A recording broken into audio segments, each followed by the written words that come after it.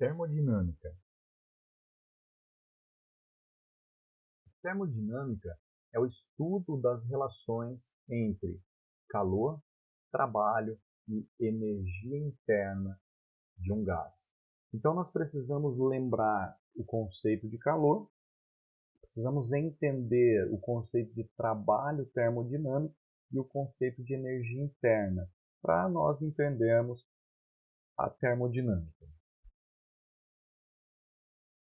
Trabalho termodinâmico é o trabalho realizado por um gás numa transformação. Eu gostaria de discutir com vocês a transformação isobárica, onde a pressão é uma constante. Para isso, imagine um sistema, um recipiente, composto por um êmbolo móvel. Nós confinamos um gás aqui, esse gás está a uma pressão P, e aí então as moléculas que compõem o gás vão estar colidindo com o êmbolo a todo instante aqui, aplicando nesse êmbolo uma força F. Se esse êmbolo for móvel, então ele pode subir. E ao subir ou descer, tá? Depende da situação, vai haver uma variação de volume para esse gás aqui, ok? E devido a essa variação de volume, nós temos energia transferida pelo gás ou para o gás, ok? Então, essa energia transferida nós vamos chamar de trabalho termodinâmico, ok? Bom, vamos determinar o trabalho. O trabalho é a força vezes o deslocamento. No entanto, é difícil a gente determinar essa força. Por isso eu prefiro escrever esse trabalho em termos da pressão do gás. Para isso, nós vamos olhar para essa figura e vamos lembrar que o volume é a área da base vezes a altura. A área da base eu vou chamar de A e a altura aqui, ó, o quanto o êmbolo se deslocou, eu vou chamar de D, ok? Além disso, a força é a pressão vezes a área. E aí então nós vamos trocar aqui, ó, nessa primeira expressão, no lugar da força, pressão vezes área, e no lugar da distância, o volume dividido pela área. Ok? E aí então a gente fica com pressão, área, distância, mas quem é área vezes distância? É o ΔV. Então, o trabalho na transformação isobárica é P ΔV, a pressão do gás vezes a variação de volume do gás, ok? Isso aqui só vale na transformação isobárica. Então lembre, se a variação de volume for positiva, o gás sofreu uma expansão, o trabalho também é positivo. Nós vamos dizer que o gás realiza trabalho. Se a variação de volume for negativa, há uma compressão. Então, o volume do gás vai diminuir, no caso do êmbolo descer, tá? E o trabalho também será negativo. Nós vamos dizer então que o gás recebe trabalho, tá? Seria a mesma situação de você pressionar aqui, ó, e como se estivesse usando uma bomba para encher a bola de futebol. O êmbolo desce, você realiza trabalho sobre o gás, portanto o gás recebe trabalho, ok? Trabalho negativo quando o gás recebe trabalho e trabalho positivo quando o gás realiza trabalho, ok? Unidade de trabalho, isso é pressão vezes variação de volume, isso é Pascal vezes metro cúbico. Pascal vezes metro cúbico dá Joule, que é a unidade de energia, como a gente já sabe. Então, o trabalho aqui também será medido em Joule. O trabalho realizado por um gás em uma transformação qualquer, como nós poderíamos resolver? Bom, nós deveríamos pensar em análise gráfica. Se nós tivéssemos uma transformação, por exemplo, isotérmica, nós não podemos usar aquela formulinha P ΔV. Então, nós vamos fazer por gráfico, tá? Então, lembra o seguinte, na transformação isocórica, não tem variação de volume, então o trabalho realizado também é nulo. Mas imagine um gráfico de pressão contra volume que é uma reta crescente. Está aqui. Ó. Como determinar o trabalho se o gás sai de um estado I, onde ele tinha uma pressão PI e um volume VI, e vai para um estado F, onde ele tinha uma pressão PF e VF? Nós vamos, então, calcular o trabalho nessa transformação pela área sob o gráfico. Então, aqui está escrito: o trabalho é numericamente igual à área sob o gráfico, que seria a área de um trapézio. A área do trapézio é base maior mais a base menor vezes a altura dividido por 2, ok? Se a gente aplicasse isso, quem é a base maior? É o PF. Quem é a base menor? É o PI, ok? Então fica PF mais PI.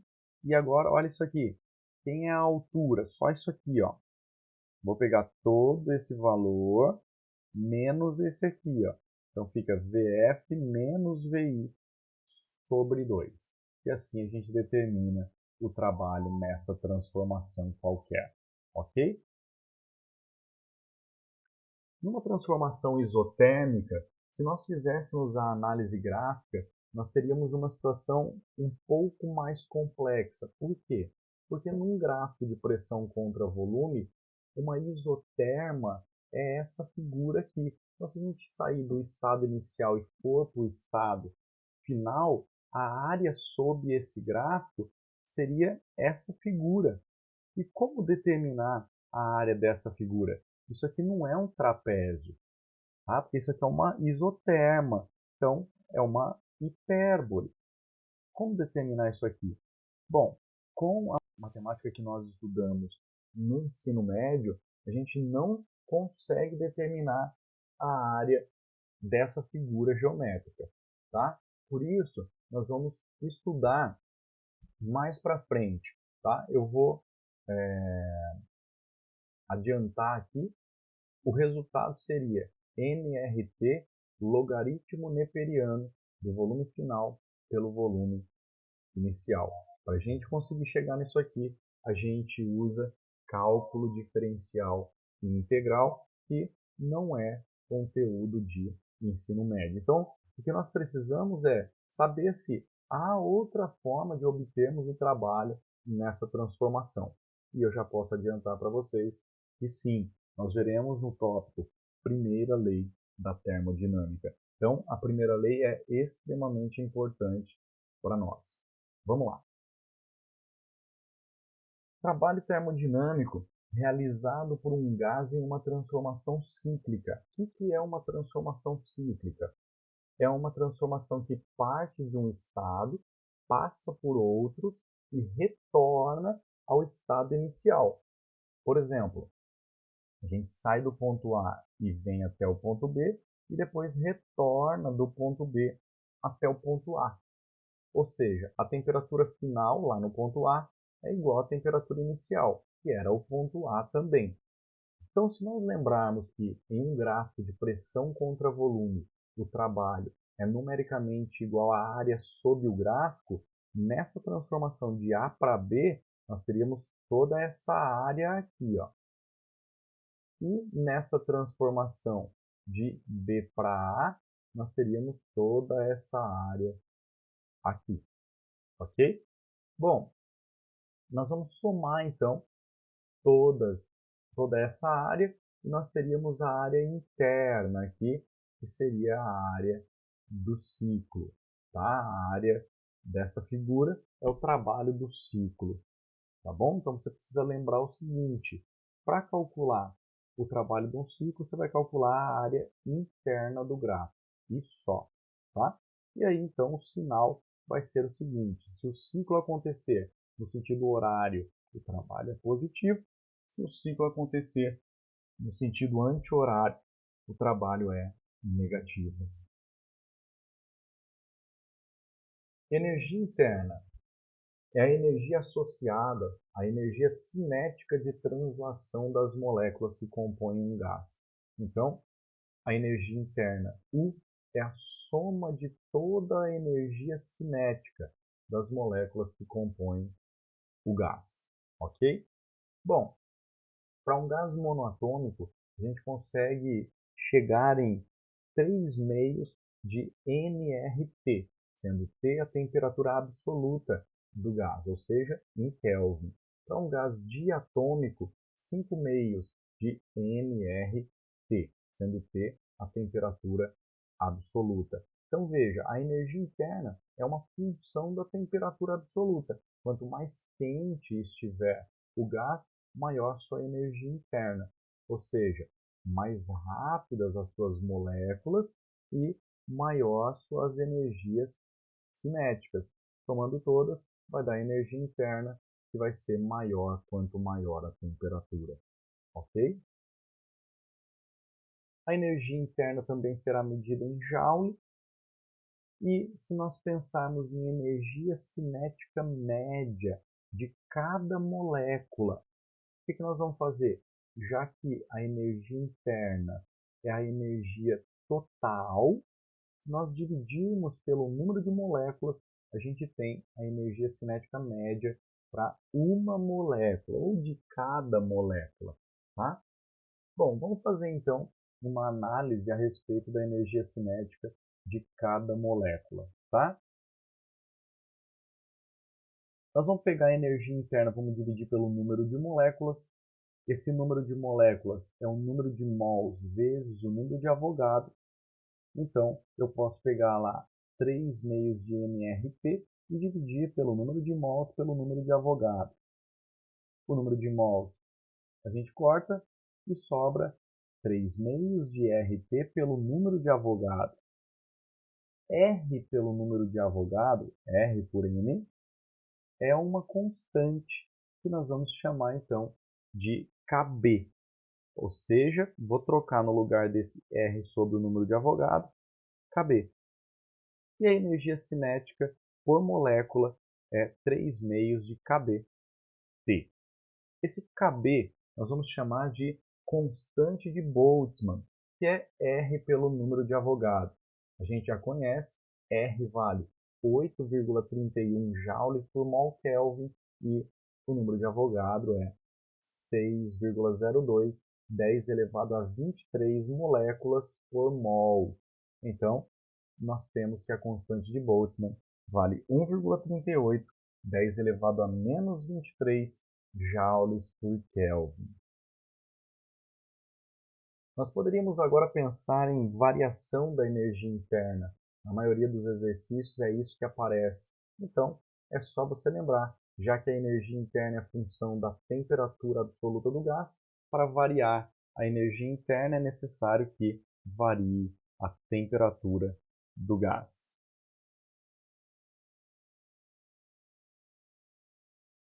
Primeira lei da termodinâmica é uma lei de conservação da energia. Basicamente, nós vamos ceder calor ao gás ou retirar calor dele e ele vai aquecer ou realizar trabalho, tá? Ou pode ser que ele aqueça e realize trabalho ao mesmo tempo. Então, é isso que nós vamos pensar, tá?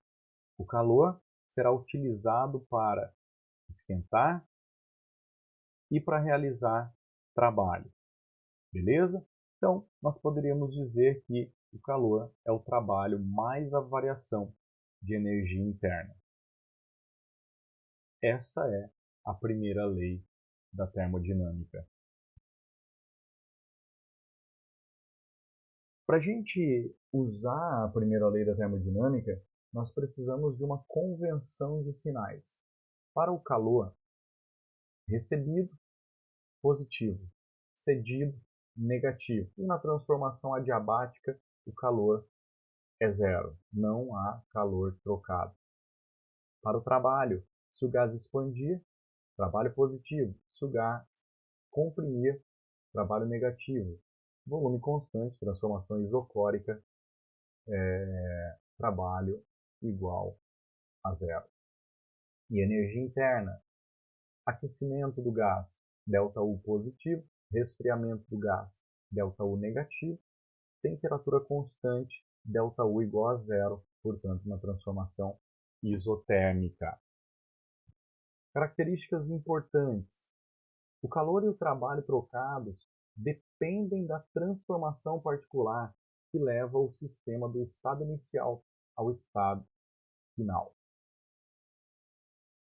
A diferença calor menos trabalho, que no caso é o ΔU, independe da transformação que leva o sistema do estado inicial ao estado final, dependendo apenas dos valores apresentados pelas coordenadas termodinâmicas do sistema nos estados inicial e final. Por isso, dizemos que ΔU é uma função das coordenadas termodinâmicas do sistema. 3. O que se define em termodinâmica é a variação de energia interna.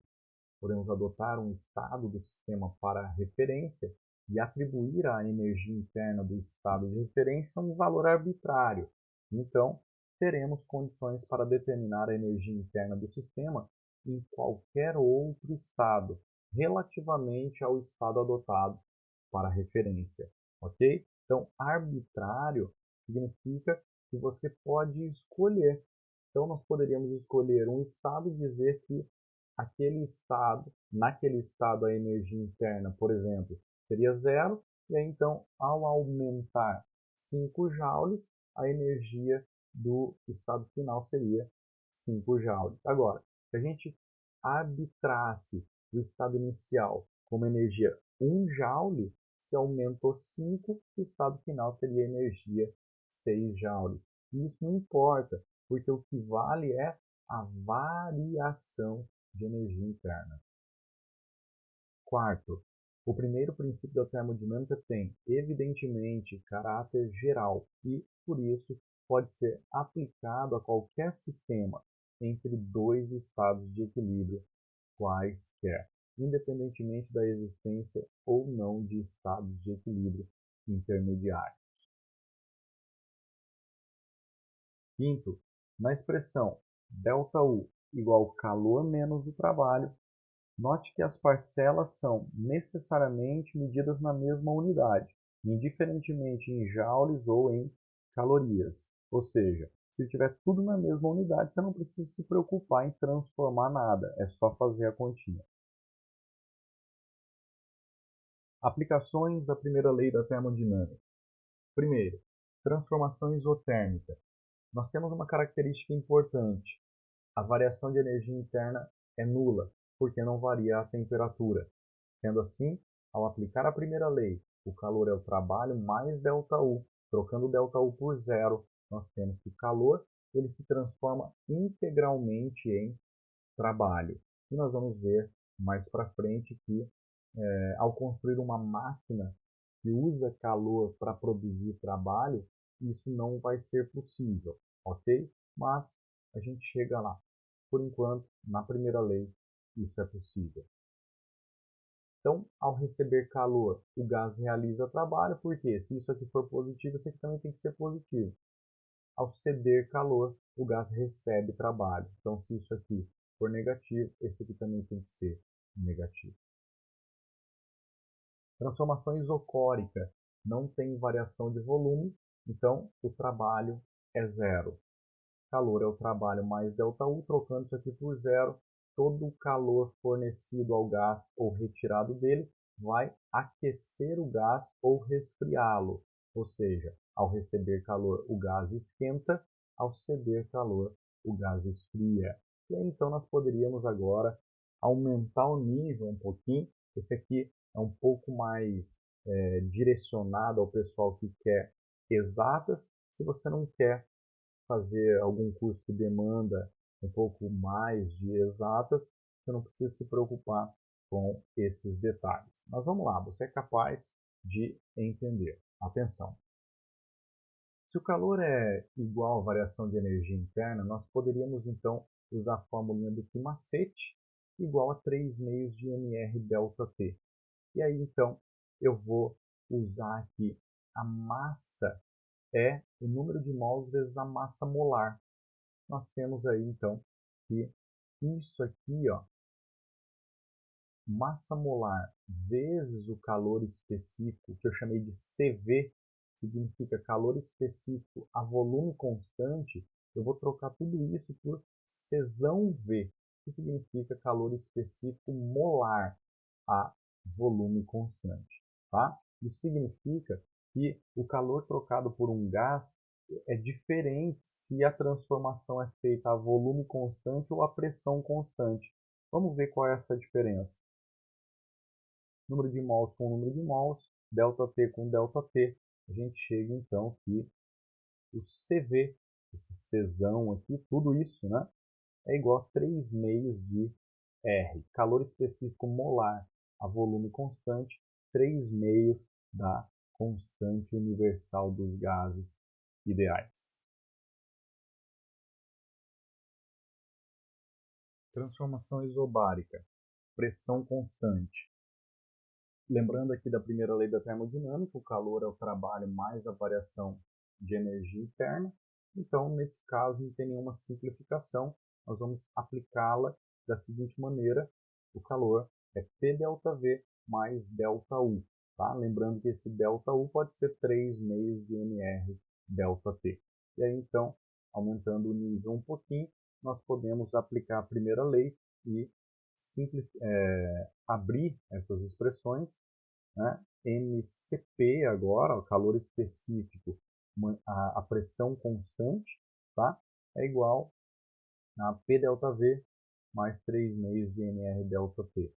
E aí, então, nós poderíamos lembrar que a massa é o número de mols vezes a massa molar, e esse termo aqui nós vamos chamar de Czão P. Sendo assim, simplificando, número de mols e variação de temperatura, sobra para nós que Cp, que é o calor específico molar medido a pressão constante, é R mais 3 meios de R, que resulta em 5 meios de R, ou seja, o calor específico molar a pressão constante é maior do que o calor específico molar a volume constante, ok? Então, basicamente, a gente poderia pensar que é mais difícil do gás aquecer quando a sua pressão é mantida constante do que quando o volume é mantido constante. Para uma transformação adiabática, onde o calor é zero, nós poderíamos então substituir o calor por zero e passar o ΔU para o outro lado da equação. Chegaríamos então que o trabalho na transformação adiabática é menos ΔU. Sendo assim, ao realizar trabalho, uma expansão rápida, o gás esfria, e ao receber trabalho, uma compressão rápida, o gás vai esquentar. A gente consegue perceber isso no nosso dia a dia quando está acabando o desodorante aerosol, por exemplo, e ele acaba ficando gelado, né? Isso porque o gás ele expande rapidamente e vai esfriar. Ou, se você soprar na sua mão muito rapidamente, você percebe que o ar que sai da sua boca é frio. Enquanto se você soprar a sua mão lentamente, você percebe que o ar que sai da sua boca, ele é quente, tá? Então, expansão rápida, esfria o gás. Compressão rápida, o gás esquenta. Se você já usou uma bomba para encher uma bola de futebol ou qualquer outro esporte, você deve ter percebido que ao utilizar a bomba, depois de um certo tempo, ela fica quente. Por quê? Porque você comprime o gás ali dentro daquele recipiente. Você lembra do coeficiente de Poisson?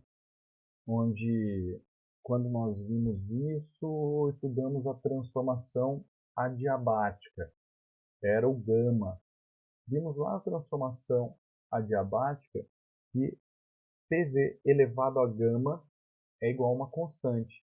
E aí, quem era esse gama? era o CP pelo CV. Então hoje a gente sabe o que é CP, o que é CV.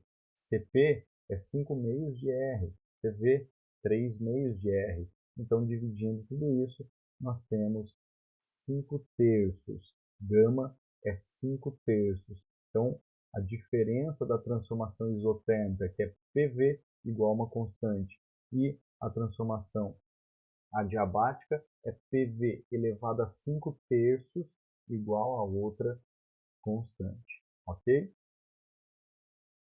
Uma transformação cíclica, não há variação de energia interna, e aí então, trocando ΔU por zero, a gente tem novamente que o calor se transforma em trabalho. Isso não é possível, tá? A natureza não permite que todo o calor seja transformado em trabalho, então matematicamente aqui na primeira lei da termodinâmica isso vale, mas nós vamos ver nas próximas aulas que isso aqui é impossível, ok? Então, ao receber calor, o gás realiza trabalho, ao ceder calor, o gás recebe trabalho. Lembra que o trabalho era a área de dentro aqui do gráfico.